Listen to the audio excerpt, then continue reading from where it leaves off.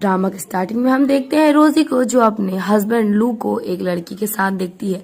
वो उसे कॉल मिलाती है बट वो उसके सामने कॉल इग्नोर कर देता है और हमें फ्लैशबैक से पता लगता है कि लू को जब रोजी ने रोकने की कोशिश की तो वो कहता है कि वो बिजनेस ट्रिप पे जा रहा है। वो डोर ओपन करके खुद अंदर आ जाती है और इस सब में लू और रोजी में झगड़ा हो जाता है। वो बातों बातों में डिवोर्स की बात कर देती है। लू भी मान जाता है मगर रोजी घर में दुखी होने के बजाय खुश हो रही थी। अब क्लब में रोजी टल्ली थी जहाँ पे लू आ जाता है और वो उसे घर जाने को बोल रहा था मगर वो बार टेंडर को बोलती है मुझे एक बंदा चाहिए। तभी वहाँ लू की मिस्ट्रेस आ जाती है। वो गुस्से में उठने लगी थी तो वो गिरने वाली थी जिससे एक लड़का आके संभालता है।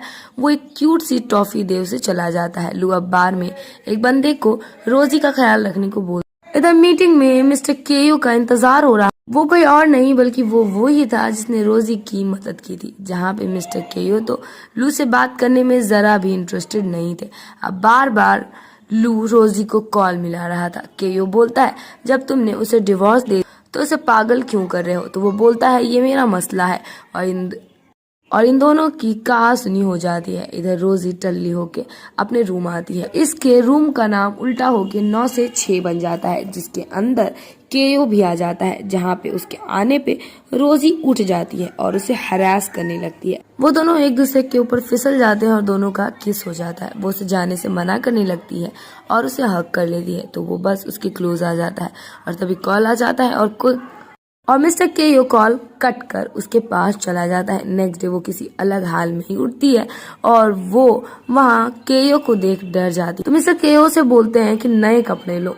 उसे याद आता है ये तो कल मिला था। बातों बातों में रोजी बोल देती है ऐसे लड़के को देखने के लिए तो सब्सक्रिप्शन देना पड़ेगा। वो उसे उन दोनों की मोमेंट की फोटोज दिखाता है। नेक्स्ट सीन में मिस्टर केयो रोजी को कार में आने को बोलता है बट वो नहीं आती तो वो उसे गोद में उठाकर लाता है। रोजी को मिस्टर केयो काफी ज्यादा रिच लग रहे थे। वो उसे कार्ड देते हैं और वो बाहर निकल के भाग जाती है। अब कंपनी में जोरों शोरों से मिस्टर केयो का इंतजार हो रहा था जहाँ रोजी भी खड़ी थी। केयो आ जाते हैं जहाँ वो छिप रही थी मगर वो जाकर मिस्टर केयो के गोद में जा गिरती है जहाँ पे लू उसे हटाता है और मिस्टर केयो वहाँ से चले जाते हैं। अब रोजी सोच रही थी मैं तो फंस गई। अब केयो आकर उसे समझाने लगती है और वो फिर से फिसल जाती है और वो उसे संभालता है। वो कुछ भी बोल रही थी। वो उसे माफी मांगती है तो वो उसे थोड़ा मजाक करने लगता है। वो बोलती है आप चाहते क्या हो। वो बोलता है शादी कर लो मुझसे। वो हैरान हो जाती है तो वो बोलता है अरे एक फेक शादी करनी पड़ेगी। वो उसे उसकी और अपनी वाली न्यूज फोटो दिखा उसे धमकी देने लगता है। वो बहुत ज्यादा मुशक्कत के बाद मान जाती है। नेक्स्ट डे रोजी मिस्टर केयो के साथ थी। वो कार से भागने की कोशिश कर रही थी बहाना मारकर बट वो नहीं कर पाती।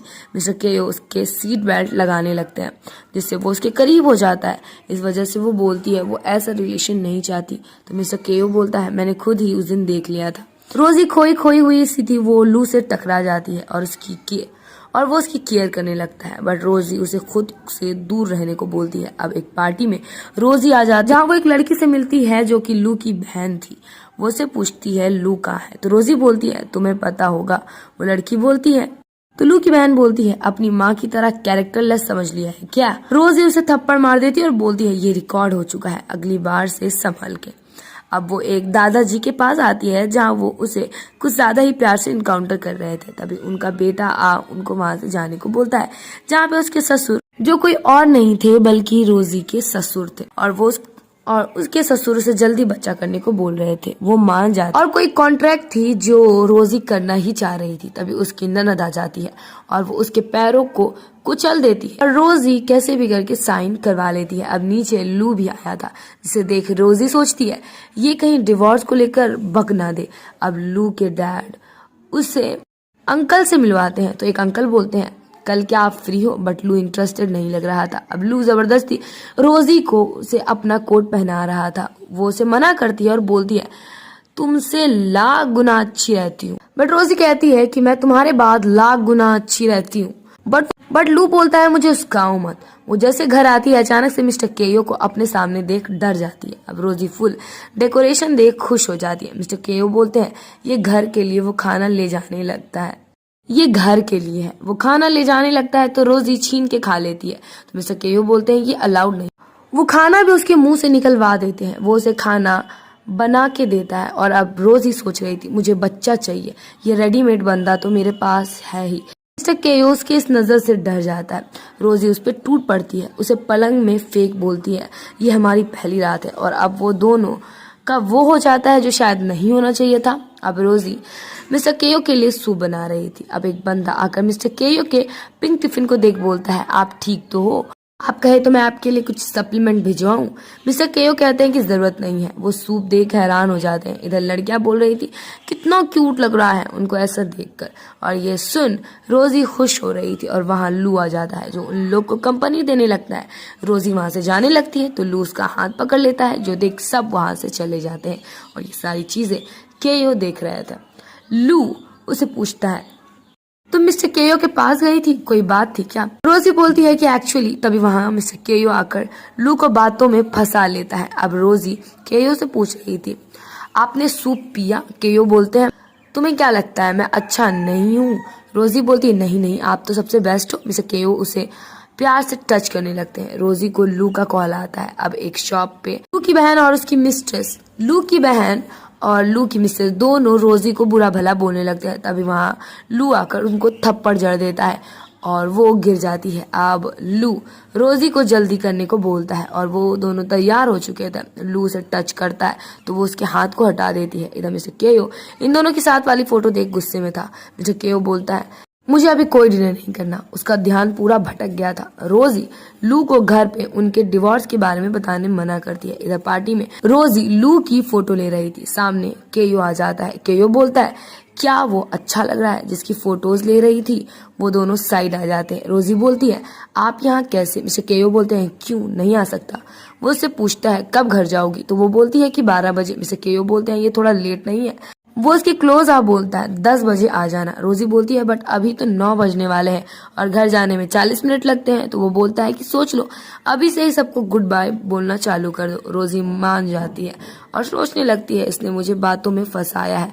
अब रोजी की ननद पूछती है कैसे किसी को चोट पहुंचा? मॉम कहती है उन्हें पीछे से खंजर भोंको। और अब वो रोजी के ड्रेस पे जूस गिरा देती है तो वो वहां से चली जाती है। वो लड़की लू को बताती है दादाजी ने एक कॉन्ट्रैक्ट बनाया जिसमें रोजी को 1 साल में बच्चे करने होंगे, तभी उसे कोई शेयर्स मिलेंगे। लू सोचता है ये मुझसे फिर से शादी करना चाहती है, कहीं उसके ख्याल में बच्चा करना तो नहीं।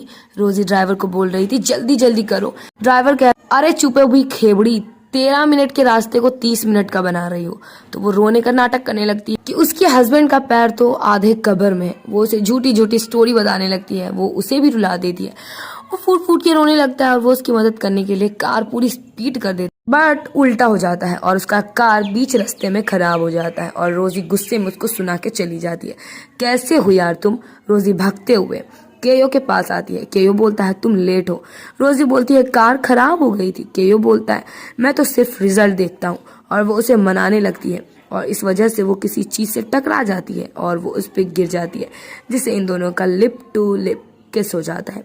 वो उसे फेंक देता है। रोजी बोलती है मैं भूखी हूँ। केयो बोलता है चलो नहा लो, मैं खाना बनाता हूँ। रोजी को खाना बहुत अच्छा लग रहा था। तभी केयो का कॉल आ जाता है और वो कॉल पे बातें कर रहा था और रोजी को वो बड़ा कूल दिख रहा था। तो वो उनके गोद में जाके बैठ जाती और कहती है अगर खाना हो गया तो क्यों ना कुछ करे। और वो उसे किस करने जाती है मगर वो उसे हटा देता है। वो हट ही नहीं रही थी तो वो गुस्से में वहां से चली जाती है और बोलती है क्यों ना कल सुबह हम कुछ करें। वो बोलता है कल बात करते हैं। रोजी अब सोच रही थी ये कुछ करेगा नहीं तो मैं प्रेग्नेंट कैसे होंगी। अब नेक्स्ट डे दोनों बस स्टैंड में थे जहाँ पे पत्ता आकर केयो के सर में लगता है तो रोजी उसे हटाने लगती है, जो कि बहुत ही फनी सीन होता है। वो टैक्सी रुकवाने लगती है। दोनों अब टैक्सी में थे जहाँ केयो बहुत गुस्से में था। आज भी वो ही टैक्सी वाला था जिसे कल रोजी ने झूठ झूठ कहानी सुनाई थी, जो रोजी को पहचान लेता है। वो बातों बातों में उसके हस्बैंड की मर जाने वाली बात बता दे। रोजी बोलती है तुम अपना कार चलाने में ध्यान दो। अब दोनों ऑफिस थे जहां केयो का मूड तो बिल्कुल ठीक नहीं था। एक लेडी रोजी को आकर बोलती है कि वो लू को पसंद करती है और उसे पता है कि उसकी वाइफ बदसूरत रही होगी, जो सुन रोजी को गुस्सा आने लगता है। वो उसे बता देती है कि उसने उसे और मिस्टर लू को एक प्राइवेट स्टोर में देखा था। वो उसे वो लव लेटर देने को बोलती है। नहीं तो वो रूमर्स फैला देगी। अब रोजी लव लेटर देने को आती है, मगर तभी वहाँ बहुत सारे लोग थे। वो लेटर छिपा लेती है, वो जाने लगती है, मगर लू उसे खाने के लिए रोक लेता है। मिस्टर केओ अपना खाना पटक देता है और बोलता है, मेरा पहला दिन था ऑफिस में और ये बंदी मेरे गोद में गिर गई थी। लू बोलता है, तब अपनी बाहें तुम बंद कर लेते। केओ उल्टी पुल्टी बातें करने लगता है। रोजी बोलती है, पहली बात तो मेरा नाम है, तुम मुझे नाम लेके बुलाएं, और दूसरी बात, मैं अपने ब्रेक में किसी से भी बात करूं ये कोई जुर्म नहीं है। और वो चली जाती है बाहर। उसे गुस्सा आ रहा था। अब केओ उसे खींच लेता है। रोजी बोलती है, आपका अभी तक हुआ नहीं।